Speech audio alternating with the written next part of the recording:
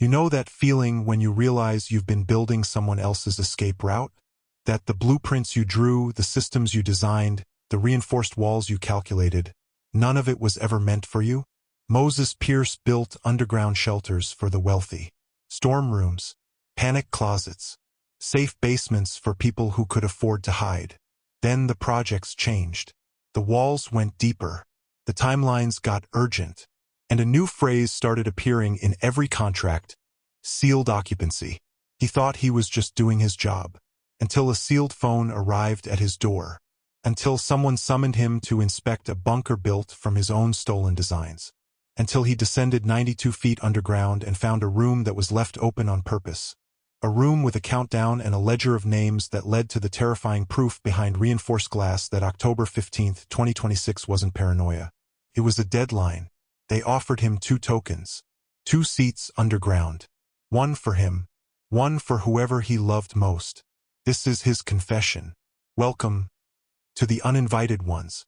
The moment it stopped being a conspiracy and started being a reality, it wasn't online.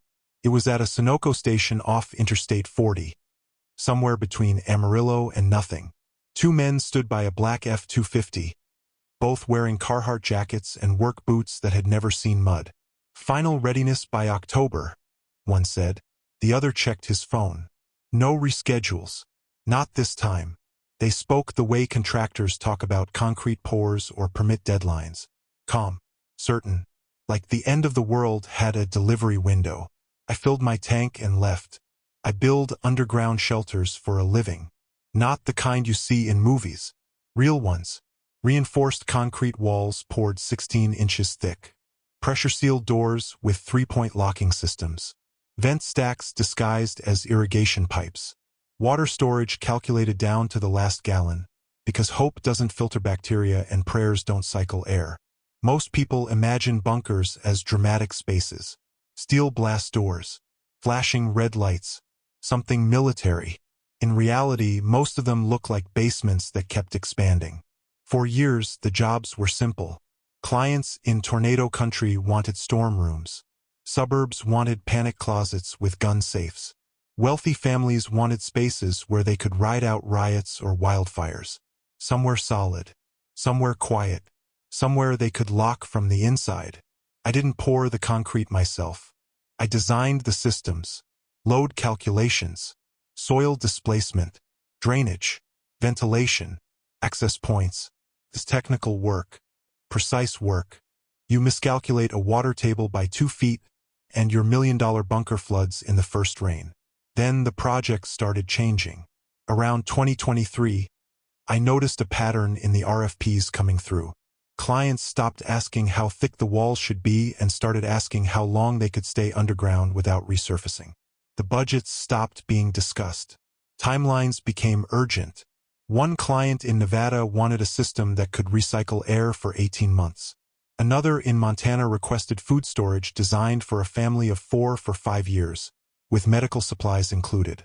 The phrase that kept appearing in emails was sealed occupancy. No one explained what that meant. I kept building. The requests grew more specific. Redundant power systems. Water reclamation units that could process gray water back to potable. Communications shielding. Blast-rated doors on interior rooms, not just entrances. One client asked for a ventilation system that could filter biological contaminants. When I asked what kind, he said it was precautionary. When I asked what he was preparing for, he said he couldn't discuss it under the NDA. Every project came with an NDA now. I started comparing the jobs more carefully. Different states, different architects, different contractors. But the layouts were nearly identical. Same room dimensions, same vent placements, same reinforced corridors leading to the same sealed core. It felt like someone had written a playbook, and everyone was building from the same chapter. Then the dates started appearing. Post-October commissioning, 2026 rated systems, final readiness deadline, no exceptions. When I asked my project manager what 2026 rated meant, he said it was an industry standard. When I asked which industry, he didn't answer. I kept working, In this line of business, you're paid to design what's requested and make sure it won't collapse. Context isn't part of the contract. Then last Tuesday, a courier showed up at my house. He handed me a padded envelope. Inside was a sealed phone sealed in a Ziploc bag. One number saved. No name, no message. I powered it on. It rang 30 seconds later. The voice on the other end didn't introduce himself. Moses Pearce. My throat tightened. Yeah, we found one of your old designs. The Wyoming build from 2021. We rebuilt it, improved it. Now we need you to tell us if it will hold. I sat down. My hands were cold. Hold against what? The line went quiet for 3 seconds. Then, everything. He gave me an address in rural Idaho. No GPS coordinates, just county roads and a gate code. He said a driver would pick me up at the Boise airport Friday morning. He said to bring nothing electronic. He said the NDA I'd sign on site would be permanent. Then he hung up. I sat in my kitchen for an hour, staring at the phone. The Wyoming build had been one of my early projects. A private storm shelter for a tech investor who said he wanted protection from civil unrest. I designed it with 12-inch steel-reinforced walls, a separate air system, and enough storage for 6 months. If someone had rebuilt it and improved it, they hadn't just copied my work. They'd studied it, and they knew exactly who I was. I spent 3 weeks going through my archives before that phone call came. It started with a file comparison I shouldn't have bothered with. A client in Oregon had requested revisions to a shelter design. Nothing unusual, but when I opened the CAD file, my stomach dropped. The layout matched a project I'd completed 6 months earlier for a family in Tennessee. Not similar, identical. Same corridor width, same reinforced core placement, same ventilation routing. I pulled up another file. Arizona, March 2025. Same layout. Another. North Dakota, January 2025. Same again. My hands were cold. I opened a spreadsheet and started logging every project from the past 18 months. 47 builds. 31 of them used variations of the same core design. Different exteriors, different entry points, but underground they were copies. The coffee in my mug had gone cold 2 hours ago. I drank it anyway, tasted like rust. I started checking the specs next. Load-bearing calculations, power systems, water storage. Every project that shared the layout also shared the same redundancies. Backup generators with fuel capacity for 12 months minimum. Water reclamation systems rated for continuous use. Air filtration that could handle particulate contamination down to 0.3 microns, the kind of spec you'd use for a clean room or a biological lab. No one needs that for a storm shelter. I clicked through the correspondence folders. Most clients communicated through intermediaries, lawyers, property managers, shell companies with names like Ridgeline Holdings or Summit Capital LLC. But buried in the email threads were phrases that repeated. Operational readiness by October 2026. Post-commissioning lockdown capability. Sealed environment certification required. My chest felt tight. I loosened my collar and kept scrolling. One email from a project in Wyoming, my Wyoming build, included an attachment I'd forgotten about. A compliance checklist. 16 items, all marked mandatory. I scanned the list. Reinforced door seals. Electromagnetic shielding. Ventilation isolation protocols. Internal pressure regulation. Item 14 caught my eye. Provision for extended occupancy.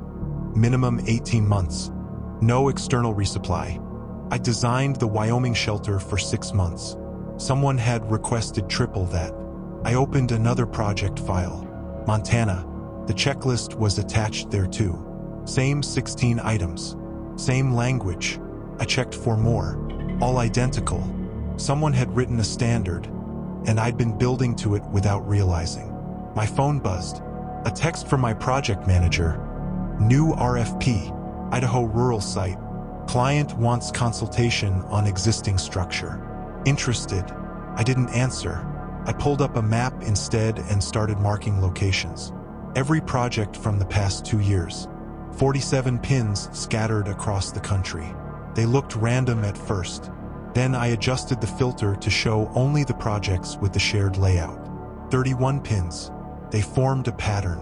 Clusters in the Mountain West, the Midwest, northern states, sparse in the south, almost nothing on the coasts. I zoomed out. The clusters sat in low population zones, far from major cities, close to water sources, defensible terrain. My pulse hammered in my ears. I opened the Idaho RFP. The site description was vague. Remote property, existing underground structure requiring integrity assessment and systems review. No blueprints attached. No architect listed. Just a location, rural Valley County, and a deadline, assessment required before October 15th, 2026. That date again. I closed my laptop and sat in the dark. Somewhere in Idaho, someone had built a shelter using my designs. They'd improved it, and now they wanted me to inspect it before a deadline no one would explain. I should have declined. Instead, I replied, "Available next week." The courier showed up on a Thursday morning. I was at my kitchen table reviewing soil reports when the doorbell rang. Through the window, I saw a white Ford Transit van idling in my driveway. No company logo, no markings. The man at my door wore a gray polo shirt and black pants. He could have been delivering appliances. He held a padded manila envelope and a tablet. Moses Pearce. My throat tightened. Yeah. He turned the tablet toward me. A signature field glowed on the screen. Sign here. No ID required. I signed. He handed me the envelope and walked back to the van without another word. The engine was still running. He was gone before I closed the door. The envelope was heavier than it looked. I set it on the counter and stared at it for a full minute. My name was printed on the label in Helvetica font. No return address. No postage. I opened it. Inside was a Ziploc freezer bag. The kind you'd use for camping or long-term storage. Inside the bag was a black Nokia flip phone, the old kind, the ones you could drop off a building and they'd still work. A yellow post-it note was stuck to the plastic. Power on. Wait. My hands were shaking. I broke the seal on the bag. The phone smelled like factory plastic and something else, machine oil, maybe, or cosmoline. It was new but felt like it had been stored somewhere cold. I powered it on. The screen glowed green. 1 bar of signal. No apps. No contacts. Just a single saved number labeled incoming. I set the phone on the counter and stepped back. It rang 30 seconds later. The ringtone was a flat digital trill that cut through the quiet like a fire alarm. I let it ring 3 times before I answered. Moses Pearce. The voice was male. Calm. No accent I could place. Yeah. My mouth was dry. We found one of your old designs. The Wyoming build from 2021. We rebuilt it. Improved it. Now we need you to tell us if it will hold. I sat down. The chair legs scraped the tile. Hold against what? Silence. 3 seconds. Long enough that I thought he'd hung up. Then, everything. My pulse hammered in my wrists. Who is this? You'll meet me in person. Friday morning. Boise Airport. Alaska Airlines arrivals. A driver will be waiting with your name. Bring nothing electronic. No phone. No laptop. No watch. No fitness tracker. Someone will scan you before departure. Departure to where? You accepted the Idaho RFP. This is that job. My stomach dropped. I need details. Plans. Site assessments. You'll have them on site. The NDA you'll sign is permanent. Violation carries permanent disqualification. We have eyes in every city, Mr. Pearce. Don't lose your seat before the door even closes. Do you understand? I didn't answer. Do you understand, Mr. Pearce? Yeah. Good. The driver will have a black Chevy Suburban. Idaho plate. He'll be holding a sign with your name. Be there by 9 a.m. If you bring electronics, the job is canceled and you'll be escorted back to the terminal. If you discuss this call with anyone, the same applies. What am I walking into? The line went dead. I sat in my kitchen holding a sealed phone that felt like it weighed 10 pounds. Outside, a neighbor's dog barked. A lawn mower started up 2 houses down. Normal sounds. Normal morning, but my hands wouldn't stop shaking. Someone had rebuilt my Wyoming design, improved it, and now they wanted me underground to tell them if it could survive something they wouldn't name. I had less than 24 hours to decide if I'd actually get on that plane. The driver at Boise Airport was exactly where he said he'd be. Black Chevy Suburban, Idaho plates, a cardboard sign with Pearce written in Sharpie. He was mid-40s, clean-shaven, wearing a Columbia fleece and jeans. He could have been anyone's uncle. He scanned me with a handheld metal detector in the parking garage, made me turn out my pockets, checked my wallet. I'd left the sealed phone and my laptop in the trunk of my car in the airport's long-term garage as ordered. Then he opened the passenger door and we drove north without speaking. The highway gave way to two-lane roads, then gravel, then dirt tracks that didn't appear on any map I'd seen. We passed through timber country, dense pines that blocked out the sky, and climbed into high prairie where the air smelled like sage and dry grass. 2 hours in, we turned onto a private road marked only by a cattle gate with no brand. The property sat in a shallow bowl surrounded by low ridges. From the road, it looked like nothing, just grassland, a few scattered junipers, a prefab metal shed that could have belonged to a rancher storing equipment. But the grass was too even, mowed in straight lines. The access road was graded smooth, crowned for drainage. Utility conduits ran underground. I could see the slight depressions where they'd been trenched and backfilled. Someone had spent serious money making this place look like nobody cared about it. The Suburban stopped near the shed. The driver killed the engine. "Wait here." He walked to the shed and knocked twice. A side door opened. A man stepped out. He was tall, maybe 6'2", wearing a Patagonia quarter zip and khakis. Wire-rimmed glasses. Graying hair cut short. He looked like a college professor or a doctor. He shook the driver's hand, then walked toward the Suburban. I got out. My legs were stiff from the drive. "Moses Pearce." He extended his hand. His grip was firm but not aggressive. "Thank you for coming. You're the one who called?" "I am."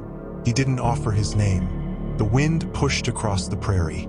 It was cold for September. I zipped my jacket. "Where's the structure?" He smiled. "Not warm, just polite. Underground." "Where else?" "I need to see the plans. Load assessments. Mechanical schematics. You'll have access to everything once we're inside." He gestured toward the shed. "We'll need you to sign the NDA first. Standard confidentiality language. Federal enforceability clause." My throat was dry. What exactly am I assessing? Structural integrity.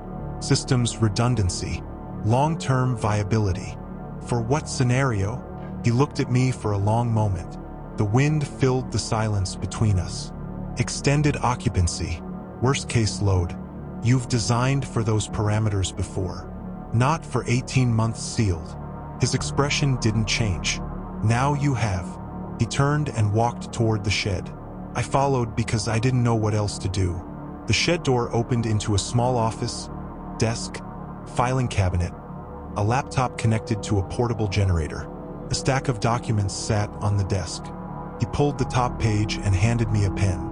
I scanned the NDA. 12 pages. Dense legal text. Words like perpetual, criminal liability, and national security interest jumped out. What happens if I don't sign? The driver takes you back to Boise. You get paid for your time. We never contact you again. And if I do sign, you see what we've built. You tell us if it works. And depending on what you decide after that, you might get an opportunity most people won't. My hands were cold. The pen felt slick. Opportunity for what? He didn't answer, just waited. I signed. He countersigned as witness, then opened a panel in the floor I hadn't noticed. Steel rungs descended into darkness. LED strips glowed faint blue along the walls below. "After you," he said. The first thing I noticed was the width. The stairwell was 6 feet across, wide enough for 2 people to pass comfortably carrying supplies. The steps were steel grating with rubber treads, the kind you'd see in commercial buildings. Not welded ladder rungs, not narrow emergency stairs. This was built for daily traffic. The LED strips ran along both walls in continuous lines, casting cold blue light that didn't flicker. Industrial grade, the kind that runs for 20 years without maintenance. My boots rang on the metal as I descended. Behind me, the host's footsteps echoed in steady rhythm. The air changed 15 feet down. Cooler, drier. The smell of concrete and machine oil replaced the prairie wind. I counted steps out of habit. 32, 40, 50. We descended for 2 full minutes before we reached the first landing. The landing was 12 by 12 feet, spacious, with another steel door set into reinforced concrete. A keypad glowed green beside it. Above the door, a camera dome watched us with a faint red indicator light. How deep are we? My voice sounded flat in the enclosed space. 60 feet, the host said. We go deeper. He punched in a code. 8 digits. The door hissed open on hydraulic hinges, the kind rated for blast protection. We stepped through into another stairwell. This one angled slightly, turning in a slow spiral. The walls were smooth concrete, painted industrial white. Handrails on both sides. Emergency lighting at intervals. I touched the wall. The concrete was cold but perfectly cured. No moisture, no efflorescence. Whoever poured this knew what they were doing. Who did the construction? I asked. Different contractors for different phases. No one saw the whole project. We kept descending. My calves burned.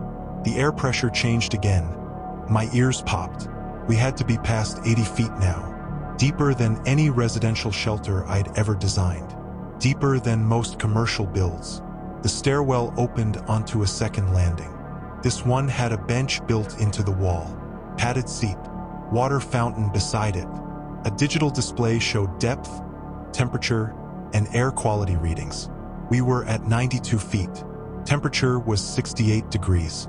Air quality showed green across all metrics. The bench stopped me cold. You don't put a bench in an emergency shelter. You put it in a place where people will be walking these stairs regularly, multiple times a day, for months, maybe years. My chest felt tight.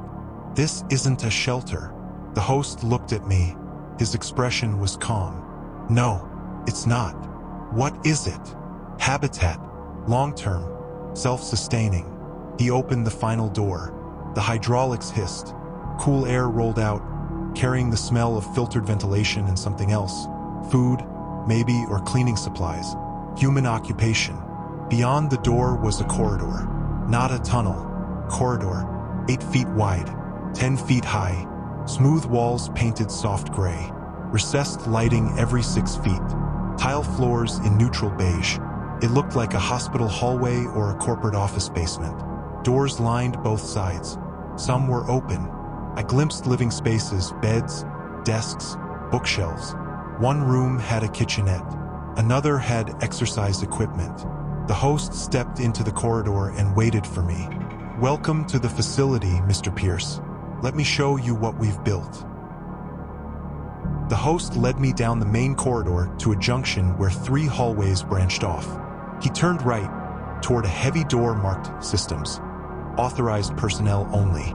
He swiped a keycard and the lock clicked open. The room beyond was massive. 30 feet wide, maybe 60 deep. The ceiling was 12 feet high and lined with industrial ductwork and cable trays. The air smelled like ozone and warm electronics. 2 Caterpillar diesel generators sat on vibration isolation mounts, each one the size of a heavy-duty pickup truck. Between them stood a bank of Tesla Powerwall batteries, 20 units stacked in rows, their indicator lights glowing steady green. Fuel tanks lined the far wall, labeled in stenciled letters, diesel, 50,000 gallons. My throat went dry. That's a massive fuel reserve. 18 months at full load, the host corrected. Longer if we cycle power strategically. He walked deeper into the room. I followed, my boots loud on the epoxy-coated floor. Beyond the generators was a control panel that looked like it belonged in a submarine. Digital readouts showed load distribution, battery charge levels, fuel consumption rates. Everything was green. Everything was redundant. Solar panels topside? I asked. Coated in photoreactive concealment. Looks like meadow grass from a drone, but draws full power from the sun. Low-profile installation, 300 kilowatts peak output. Enough to power the entire oxygen regeneration cycle and run minimal systems indefinitely. He opened another door. This one led to a water treatment facility. 3 cylindrical tanks stood floor to ceiling, stainless steel, each one marked potable, 5,000 gallons. Beside them sat a gray water reclamation system with UV sterilization and reverse osmosis filtration. The kind of setup that could turn shower water back into drinking water. City supply? I asked, already knowing the answer. On-site well, 300 feet deep. Secondary well at 400 as backup. We can recycle gray water at 98% efficiency. Black water goes through anaerobic digestion. No waste leaves the facility. My pulse hammered in my ears. The math was brutal. 15,000 gallons of storage. Reclamation systems. That could support 32 people for years. We moved to the next room. Food storage.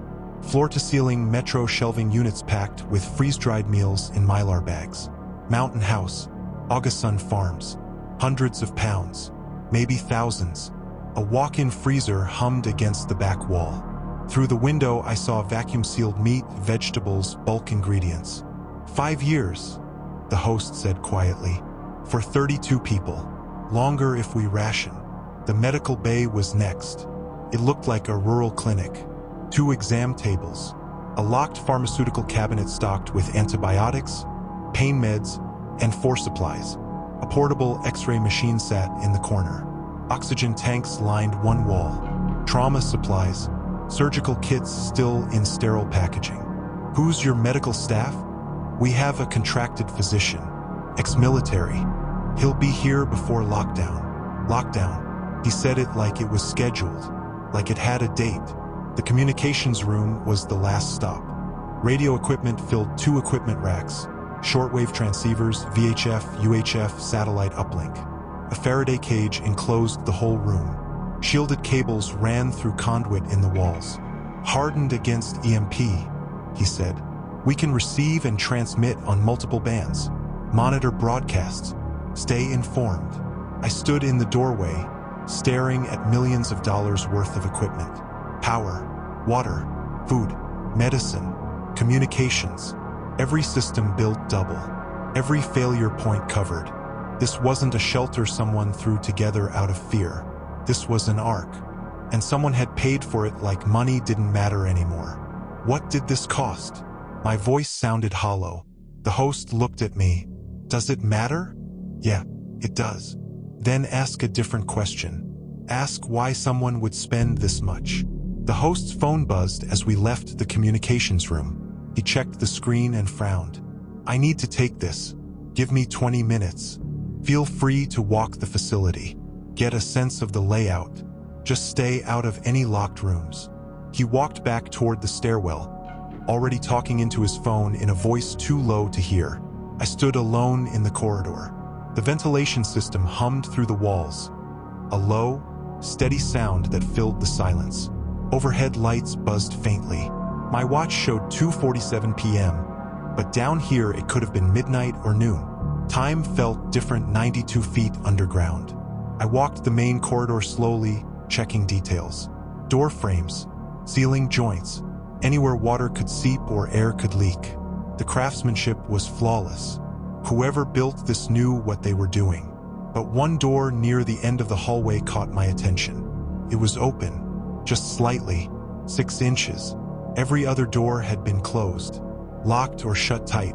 This one stood ajar like someone had left in a hurry. My stomach tightened. I looked back down the corridor. Empty. No cameras visible from this angle. I pushed the door open. The room was small, maybe 10 by 12 feet. A desk sat against the far wall with a laptop closed on top. Filing boxes were stacked in the corner. A corkboard covered one wall, dense with papers pinned in overlapping layers. The air smelled like printer toner and old coffee. The laptop was unplugged, dead, but the corkboard was lit by a desk lamp still burning warm. I stepped closer. The center of the board held a printed calendar. October 2026. Days were marked in red Sharpie with notes I could barely read. Final commissioning. System lockdown. Personnel arrival complete. October 15th was circled 3 times. The words NO extension were written in capital letters beside it. Around the calendar were documents, printed emails, satellite photos, news clippings. I leaned in, my heart pounding in my chest. One email thread had the subject line, Anomaly Tracking, Updated Coordination. The text was dense, full of technical jargon I didn't understand, but certain phrases stood out. Atmospheric deviation accelerating. Baseline models no longer viable. Recommend advancing timeline. A printed news article was pinned beside it. The headline read, Unexplained seismic activity detected on the ocean floor, scientists baffled. The date was August 2026, last month. Another article, Mass bird die-offs reported across Northern Hemisphere, July 2026. Another, Deep ocean temperature spikes defy explanation, June 2026. My hands were shaking. I pulled out my phone to take photos before I remembered they'd made me leave it in Boise. A handwritten note was pinned to the bottom of the board. The ink was blue, the handwriting slanted and rushed. If coordination fails and October 15th passes without lockdown, all surface facilities are considered lost. No rescue, no extraction. Tokens are final. Tokens. I scanned the rest of the board. A list of names, exactly 33 with check marks beside most of them. Confirmed. Arrival scheduled. Token issued. 3 names had red X's through them. Declined. Rejected. Non-compliant. At the bottom of the list, in different handwriting, 2 reserve tokens available. Offer to Pearce if assessment favorable. The room tilted. I grabbed the edge of the desk. My pulse roared in my ears. This wasn't a consultation. This was a test. And that room had been left open on purpose. I pulled open the desk drawer. My hands wouldn't stop shaking. Inside was a black 3-ring binder with operational ledger. Confidential printed on the cover in white letters. I flipped it open. The first page was a roster. 33 names already listed in alphabetical order with columns beside each. Token issued, arrival date, supply allocation, medical clearance. Most entries showed green check marks. A few showed red X's with notes. Declined offer, security risk. Medical disqualified, insulin dependent. Non-compliant, eliminated from consideration. My throat was tight. These weren't clients. These were survivors. Handpicked, vetted, approved for entry. The next section was supply codes. Each one corresponded to a facility location. Site 7, Idaho, primary. Site 12, Montana, secondary. Site 19, Wyoming, tertiary. 31 sites total, all with the same commissioning date, October 15th, 2026. I turned the page. My stomach dropped. The heading read, Anomaly Timeline, Escalation Events. The list started in March 2024. Ionospheric disturbances detected. Northern latitudes. June 2024. Magnetic field fluctuations exceed baseline by 300%. September 2024. Deep ocean thermal vents show unprecedented activity. The entries accelerated through 2025. Mass wildlife migration reversals. Unexplained auroral activity at equatorial zones. Seismic microtremors detected globally. No tectonic correlation. Then 2026. The entries came monthly, weekly, then daily. January 12th, atmospheric composition shift detected. Oxygen levels declining in isolated regions. March 8th, satellite network disruptions. Cause unknown. May 22nd, widespread equipment failure in aviation sector. FAA issues advisory. July 14th, CDC reports spike in unexplained respiratory cases. Pattern suggests environmental trigger. August 30th, NOAA confirms ocean current reversal in North Atlantic. Timeline accelerated beyond projections. My hands were cold. The page blurred. I blinked hard and kept reading. September 18th, 2026, 5 days ago, had 3 entries. Global seismic monitoring stations report synchronized infrasonic hum. Source: deep crust vibrations. Tectonic sensors showing no correlation to fault lines. Emergency session, UN Security Council, closed. Media suppression protocols active. All site commanders, advanced lockdown preparation. Final supply runs complete by October 10th. No exceptions. The final page was a countdown chart. Days listed in descending order from October 15th back to today's date, September 23rd. Each day had a checklist. Personnel confirmed. Systems tested. Lockdown protocols rehearsed. October 15th had one line written in red ink: switch over event. Surface conditions terminal. Terminal. The binder slipped from my hands and hit the desk with a thud that sounded too loud. I stepped back. My legs felt weak. The overhead light buzzed. The ventilation hummed. This wasn't paranoia. This wasn't a rich man's fantasy. 32 people per site. 31 facilities. Millions of dollars. A coordinated timeline that ended in 3 weeks. They knew something. Something big enough to justify building private arcs and sealing them permanently. And they wanted me to validate the engineering before they locked the doors. Behind me, footsteps echoed in the corridor. The host was coming back. The host stood in the doorway. His expression was calm. Too calm, like he'd expected to find me here. You found it. Not a question. A statement. My throat was dry. You left it open. Yes. Why? He stepped into the room and closed the door behind him. The click of the latch felt final. Because reading about it isn't the same as seeing it. And you need to see it before you make your decision. Decision about what? Whether you believe us. Whether you want to survive. He walked past me to the desk and closed the binder. Come with me. There's one more room. We walked back down the main corridor to a section I hadn't seen yet. The hallway ended at a heavy steel door marked with yellow and black striping. The air pressure shifted as the seals engaged. This wasn't just a room. It was a pressurized tomb for whatever they found. A biohazard symbol was stenciled above the handle. My pulse hammered in my wrists. The host swiped his keycard. The lock disengaged with a heavy clunk. He pushed the door open and gestured for me to enter. The room was small and cold, maybe 15 by 20 feet. One wall was entirely glass, thick, reinforced with a faint green tint. Industrial lighting glowed behind it. On this side of the glass sat a metal table with a laptop connected to monitoring equipment. Readouts scrolled across the screen. Temperature, humidity, atmospheric composition. Behind the glass was something I couldn't name. It sat in a containment unit the size of a refrigerator, clear acrylic with sealed ports and filtered vents. Inside was a mass of something organic, dark, fibrous. It moved, not like an animal, like it was breathing, pulsing, growing. My stomach turned. What is that? We don't know exactly. It was recovered from an oceanic thermal vent in the North Atlantic 3 months ago, 7,000 feet down. It shouldn't exist at that depth. It shouldn't exist anywhere. The mass shifted. Tendrils extended and retracted against the acrylic. The laptop screen showed spikes in the atmospheric readings. It alters air composition, the host said quietly. Consumes oxygen. Exhales something we can't fully identify yet.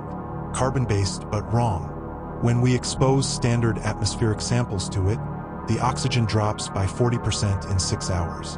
My hands were cold. How many of these things are out there? We don't know. The vent site where we found this one is gone, collapsed. But thermal imaging shows similar activity in 30 other locations.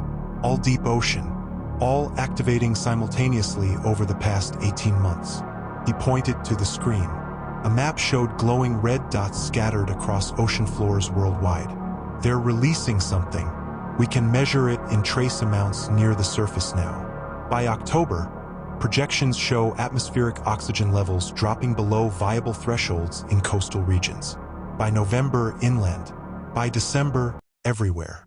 The thing behind the glass pulsed again. The tendrils spread wider. This facility's air system filters it out. The host continued. Every site does. We can survive underground indefinitely while the surface adjusts. Adjusts to what? He looked at me. A different atmosphere, a different world. One we can't live in without protection. The room felt smaller, the air too thin. I couldn't stop staring at the thing behind the glass. It moved like it was aware, like it knew we were watching. Now you understand, the host said. October 15th isn't a guess. It's a deadline, and you have a choice to make. The host led me back to his office. 2 plastic cards sat on the desk. They looked like hotel key cards, white with a magnetic strip and a number printed in black, 7A and 7B. Access tokens, he said. Site 7. This facility. Valid from October 10th through final lockdown on October 15th. After that, the doors seal permanently. These are the last 2 available. My hands were shaking. 2. 1 for you. 1 for whoever you choose. Spouse, child, parent, sibling. 1 person. No exceptions. The room tilted. I sat down hard in the chair. I have a daughter and a sister. My sister has 2 kids. 1 person, Mr. Pearce. My chest felt crushed. You're asking me to choose who lives.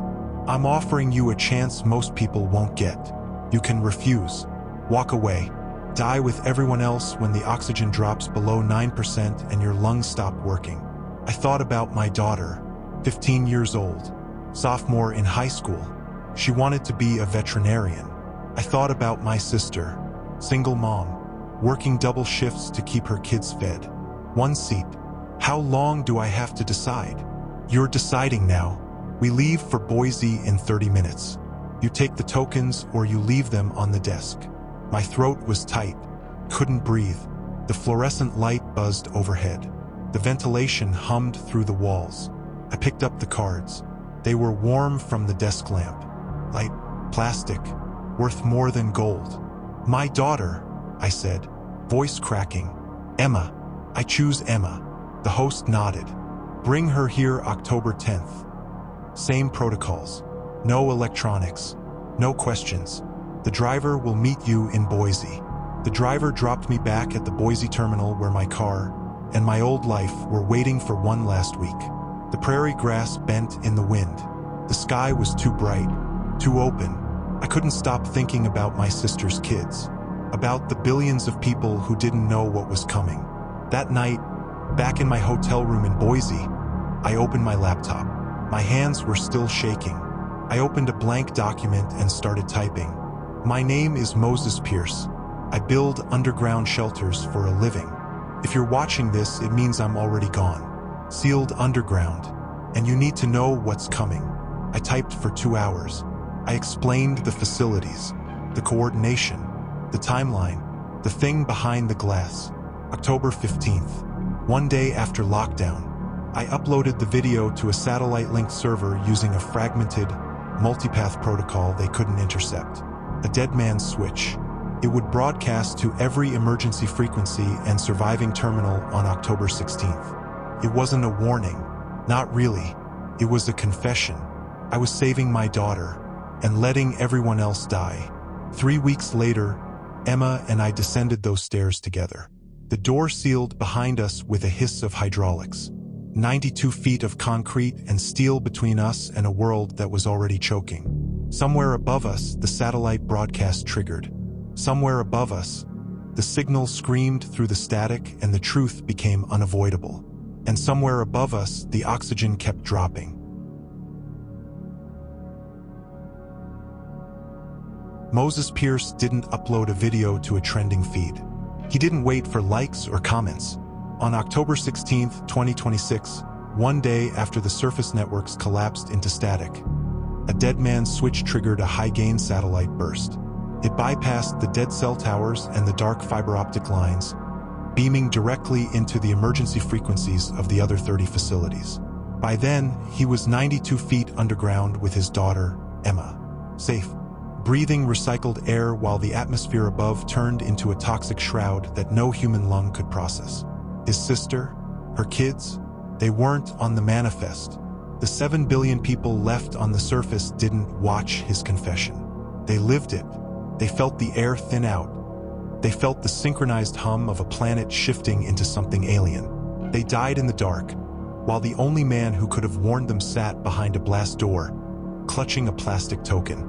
Moses thought he was building shelters. Turns out he was building the world's most expensive coffins.